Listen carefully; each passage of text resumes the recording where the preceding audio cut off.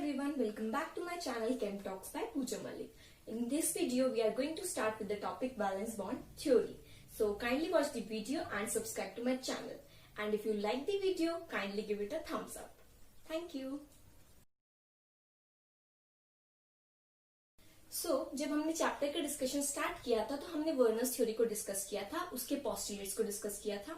But जैसे कि जब भी हम डिस्कवरी करते हैं तो धीरे धीरे न्यू चीजें सामने आती है. तो वर्नर्स थ्योरी बहुत सारे न्यू फिनोमेनन को जो डिस्कवर हुए उनको एक्सप्लेन नहीं कर पाई. कलर्स को, कोऑर्डिनेशन कंपाउंड के वो एक्सप्लेन नहीं कर पाई, मैग्नेटिक प्रॉपर्टीज को एक्सप्लेन नहीं कर पाई. सो धीरे धीरे उन जो न्यू प्रॉपर्टीज को स्टडी करने के लिए एक new theory I, that is valence bond theory, जिसने उनमें से काफी सारे एस्पेक्ट्स को एक्सप्लेन किया.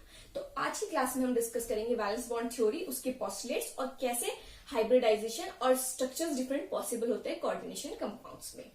सो वीबीटी क्या कहती है? वीबीटी ये कहते हैं कि जो मेटल एटम्स या आयंस है वो क्या करते हैं, पहले अपने ऑर्बिटल्स को हाइब्रिडाइज करते हैं. या तो अंदर वाले डी ऑर्बिटल्स को लेके n-1d, ns, np ऑर्बिटल्स ये सब मिलके हाइब्रिडाइज करते हैं, ठीक है. या फिर ns, np, nd orbitals hybridize करके क्या करते हैं, अपने ऑर्बिटल्स को मिक्स करते हैं.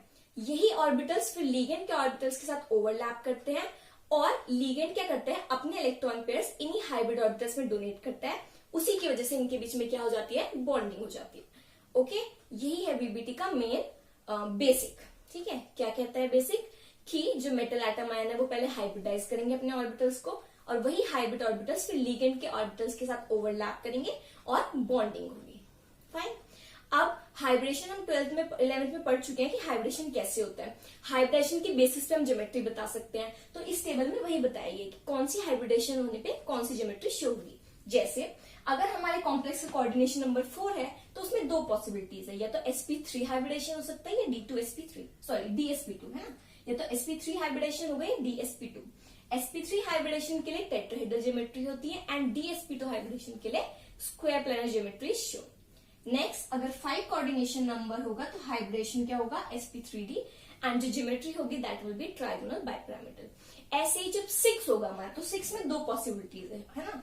d2sp3 हाइब्रिडेशन भी हो सकता है और sp3d2 भी हो सकता है. ये किस पे डिपेंड करेगा कि जो ऑर्बिटल है वो अंदर वाला यूज हुआ है d या बाहर वाला यूज हुआ है. ओके, बट ज्योमेट्री दोनों में क्या होगी, ऑक्टाहेड्रल, क्योंकि कोऑर्डिनेशन नंबर क्या है 6, उसके लिए जो ज्योमेट्री पॉसिबल होती है that is octahedral. So this is the table. Now अब हमने क्या बोला, जो 6 वाला है उसमें दो पॉसिबिलिटीज है ना, या तो d2sp3 होगा या sp3d2. ये किसके बेसिस पे डिफर करेगा, इसी बेसिस पे डिफर करेगा कि अगर मेटल ने अपना अंदर वाला डी ऑर्बिटल यूज किया है, ठीक है, तो उसको हम बोलेंगे इनर ऑर्बिटल कॉम्प्लेक्सेस. जब अंदर वाले कॉम्प्लेक्स के ऑर्बिटल को यूज करके, है ना, अंदर वाले ऑर्बिटल को यूज करके जब क्या होगी, हाइब्रिडाइजेशन होगी, उसी को हम लो स्पिन कॉम्प्लेक्स भी बोलते हैं. बट अगर मान लो कि जो अंदर वाला ऑर्बिटल है, because of some reasons we will discuss later, okay, अगर वो अवेलेबल नहीं है या उसमें इलेक्ट्रॉन्स पेयर का डोनेशन नहीं हो सकता लिगेंड की तरफ से, तो वो क्या करता है, मेटल ऑर्बिटल बाहर वाले डी ऑर्बिटल्स को हाइब्रिडाइज करता है. उसमें क्या होगा, ns, np और nd ऑर्बिटल यूज होते हैं और उसी को हम क्या बोलते हैं, आउटर ऑर्बिटल कॉम्प्लेक्स. इसी को हम हाई स्पिन कॉम्प्लेक्स भी बोल सकते हैं. ये दो पॉसिबिलिटीज है. इन दोनों पॉसिबिलिटीज को हम एग्जाम्पल्स के थ्रू डिस्कस करेंगे ईच को.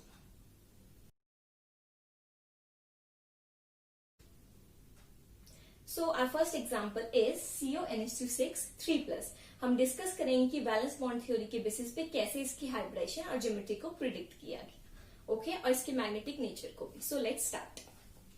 CONH2 3+. जब भी हम वैलेंस बॉन्ड थ्योरी डिस्कस करें तो सबसे पहले हम देखेंगे कि हमारा सेंट्रल मेटल एटम क्या है और वो किस ऑक्सीडेशन स्टेट में एग्जिस्ट करता है. सो यहाँ पे जो हमारा सेंट्रल मेटल एटम है दैट इज कोबाल्ट, है ना. इसका एटॉमिक नंबर 27 होता है. सो जो इसकी वैलेंस शेल कॉन्फ़िगरेशन होगी that will be 3d7 and 4s2.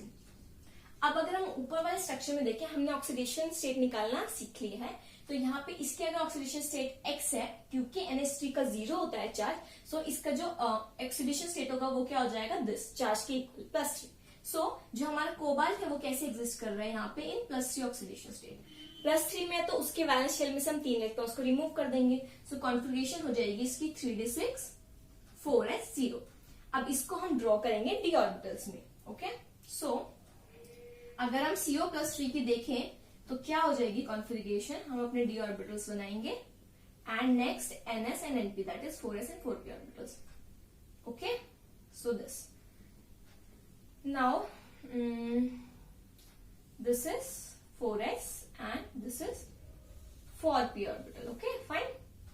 Now 3d 4s and 4p. So क्योंकि ये क्या है, पहले अगर हम CO की बात करेंगे ना, दोनों के लिए देखेंगे और फिर लिगेंड्स देखेंगे कैसे ज्वाइन होते हैं। CO की अगर हम बात करें तो इसमें 3d 7 इलेक्ट्रॉन है, तो हम हुड्स रूल के अकॉर्डिंग पहले सिंगल इलेक्ट्रॉन फिल करेंगे, फिर इसमें पेयरिंग करेंगे। So this is 3d 7 and s2।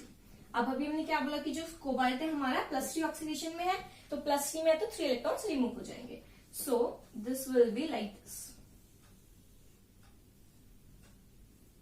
है ना, 1 2 3 4 5 एंड 6, ठीक है, 6 एंड sp एम्प्टी हो जाएगा, उसके भी 2 इलेक्ट्रॉन रिमूव हो जाएंगे and p is also vacant. Now अब जो लीगेंड है उसको इंटरेक्ट करने के लिए कितने ऑर्बिटल्स चाहिए, एटलीस्ट d2sp3 के लिए 2 यहाँ पे d के वेकेंट खाली होने चाहिए। अब NH3 जो लीगेंड है ये पेयरिंग होगी या नहीं वो लीगेंड पे डिपेंड करेगा। सो NH3 की प्रेजेंस में क्या होता है कि जो ये वाला लीगेंड है आपस में पेयर हो जाता है ना, इसमें एनर्जी हुंड रूल से ज्यादा हो जाती है। हुंड रूल क्या कहता है, पहले सिंगल सिंगल इलेक्ट्रॉन फिल होंगे फिर पेयरिंग स्टार्ट होगी, बट यहाँ पे NH3 की प्रेजेंस में ये पहले ही पेयरिंग कर लेते हैं। क्या होता है, जैसे हमने NH3 को अटैच किया है ना, तो NH3 लगते ही इस कॉम्प्लेक्स में क्या हो जाएगा, लेट्स सी, ये इलेक्ट्रॉन्स पेयरिंग कर लेंगे। ये दोनों पहले से थे, ये वाला इलेक्ट्रॉन यहाँ शिफ्ट होके पेयर हो जाएगा, ये वाला इलेक्ट्रॉन यहाँ शिफ्ट होके पेयर हो जाएगा, तो 2 d ऑर्बिटल एम्प्टी हो गए। S हमारे पास वेकेंट है एंड p के 3 ऑर्बिटल वेकेंट है।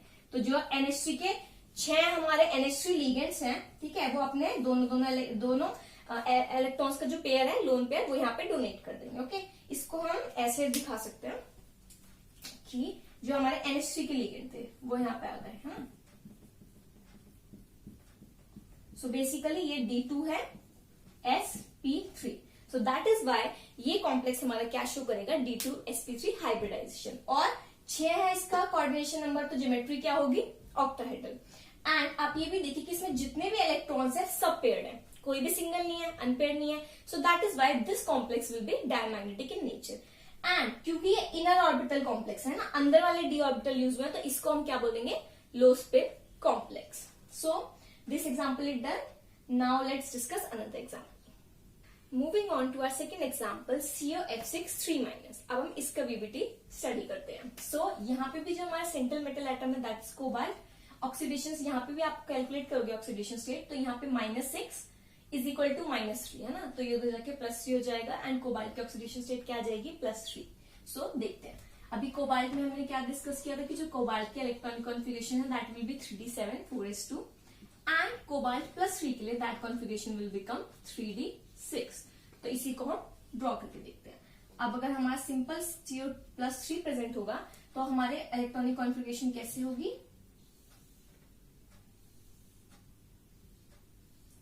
these are our 5d orbitals, this is our 4s orbital and these are our 4p orbitals, 3d 4s 4p। तो अब आप इलेक्ट्रॉन फिल कर सकते हैं, कैसे फिल करेंगे, हुंड्स रूल से, 1 2 3 4 5 and 6 will go into first।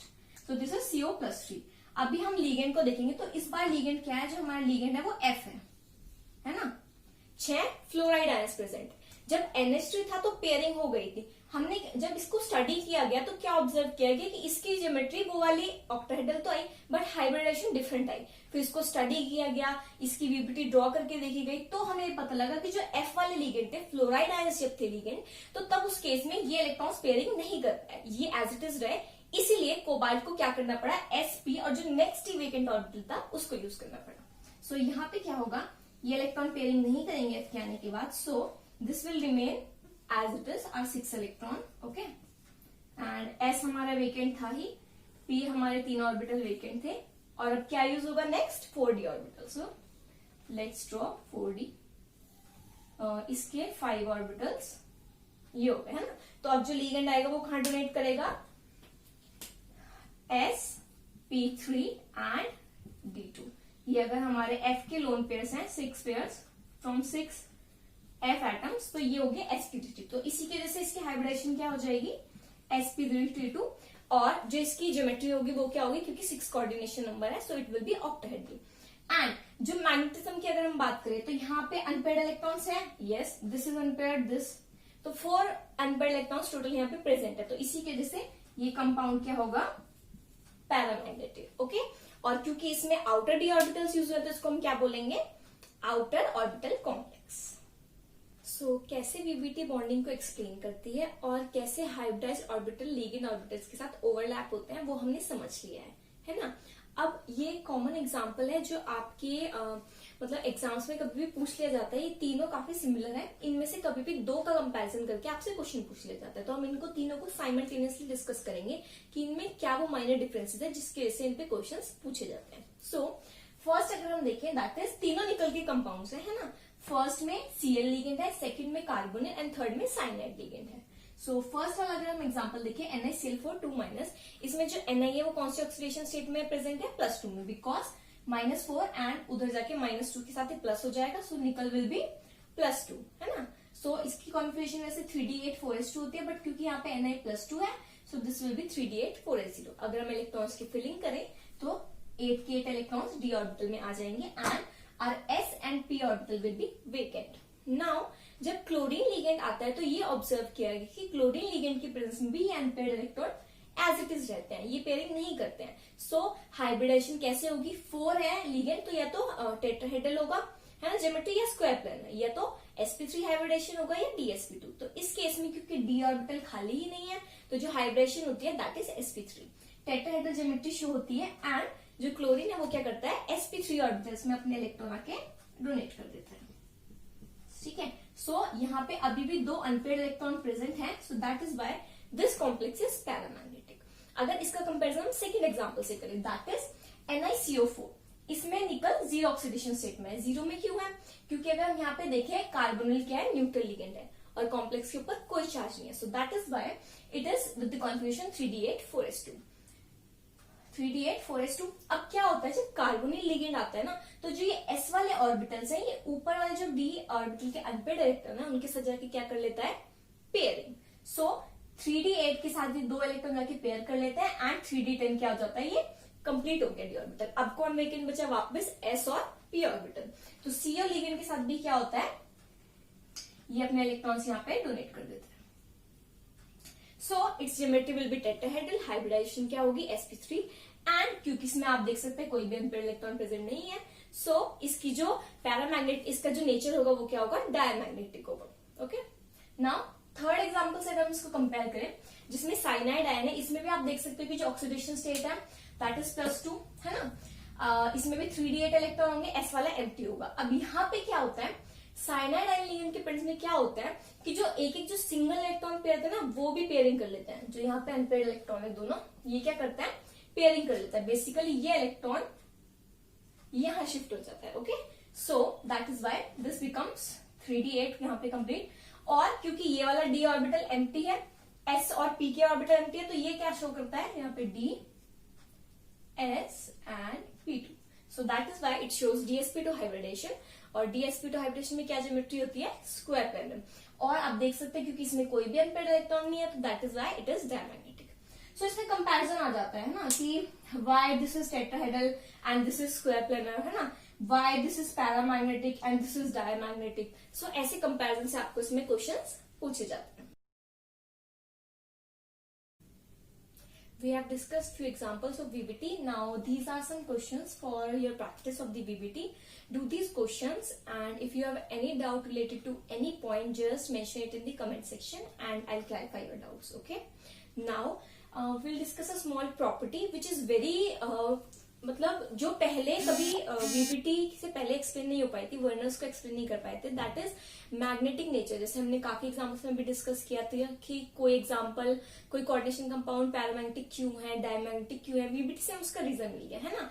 ऐसे ही अगर मैग्नेटिज्म प्रेजेंट है और जो उसका मैग्नेटिक मूवमेंट है उसकी वैल्यू हमें निकालनी, तो उसमें भी वीबीटी काफी यूजफुल होता है ना, उनकी मैग्नेटिक नेचर बताने के लिए और मैग्नेटिक मूवमेंट को कैलकुलेट करने के लिए।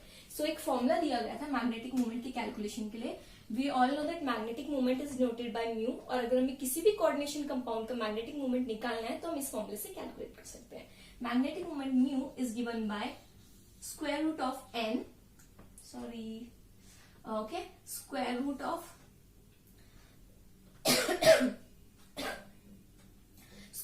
n n+2। ओके, सो यहाँ पे n क्या बताता है हमें, n is equal to number of unpaired electron. So आपके कोऑर्डिनेशन कंपाउंड में जितने भी नंबर ऑफ अनपेयर्ड इलेक्ट्रॉन्स हैं उसको यहाँ पे आप वैल्यू को पुट कर दीजिए, आपका जो मैग्नेटिक मोमेंट है उसकी वैल्यू आ जाएगी। फॉर एग्जाम्पल जो हमने भी लास्ट डिस्कस किया था, लाइक कोबाल्ट NH3 है ना, कोबाल्ट +3 ऑक्सीडेशन स्टेट में था, इसकी हमने हाइब्रिडाइजेशन निकाली थी, ठीक है। और इसमें जो अनपेयर्ड इलेक्ट्रॉन्स आए थे हमारे कितने आए थे, ये डायमैग्नेटिक कंपाउंड, तो इसमें अनपेयर्ड इलेक्ट्रॉन थे हमारे 0। ओके, सो ये क्या है, डायमैग्नेटिक। अब मैग्नेटिक मूवमेंट देख लेते हैं। हमेशा वैसे जो मैग्नेटिकली पेयर्ड होंगे, डायमैग्नेटिक होंगे, उनका मैग्नेटिक मूवमेंट 0 आता है। यहाँ पे भी अगर हम वैल्यू पुट करेंगे so it will come out to be 0। And magnetic movement की जो यूनिट होती है that is Bohr magnetron BM, so its value will be 0 Bohr magnetron. एक और एग्जाम्पल हम देख लेते हैं, इसी का जो हमने डिस्कस किया था COF, है ना, इसके बाद जो डिस्कस किया था COF6 3-, इसमें फ्लोराइड आयन पेयरिंग नहीं करा पाता तो अनपेयर्ड इलेक्ट्रॉन प्रेजेंट होता है, तो ये वाला कंपाउंड क्या होता है, पैरामैग्नेटिक होता है। और जिसमें अनपेयर्ड इलेक्ट्रॉन कितने आए थे, वो 3d6 था, तो 4 अनपेयर्ड इलेक्ट्रॉन थे। सो n इज इक्वल टू 4।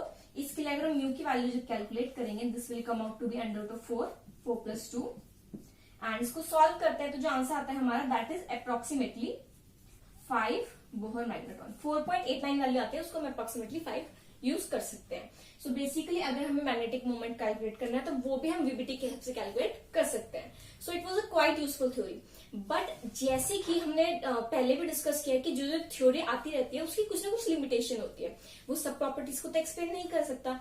ऐसी जो वैलेंस बॉन्ड थ्योरी थी वो भी कॉम्प्लेक्सेस के कलर को मेंशन नहीं कर पाई कि कॉम्प्लेक्सेस का जो कलर नेचर है वो क्यों है ना, और कोई पर्टिकुलर कलर वो शो कर रहा है तो किस रीजन से शो कर रहा है। और मैग्नेटिज्म में उसने बता तो दिया पैरामैग्नेटिक है, डायमैग्नेटिक है, बट जो इसका मैग्नेटिक का जो डेटा आया था ना, मैग्नेटिक जो क्वालिटेटिव का डेटा आया था कैलकुलेट करने पे, उसको एक्सप्लेन नहीं कर पाया कि ये जो इंटरप्रेट करने का डेटा है वो क्यों आ रहा है। तो ऐसे बहुत सारे लूप होल्स इसमें भी थे, उसी को कवर करने के लिए हमें क्या इंट्रोड्यूस करनी पड़ी, अपनी next theory, crystal field theory, जिसको हम नेक्स्ट वीडियो में डिस्कस करेंगे।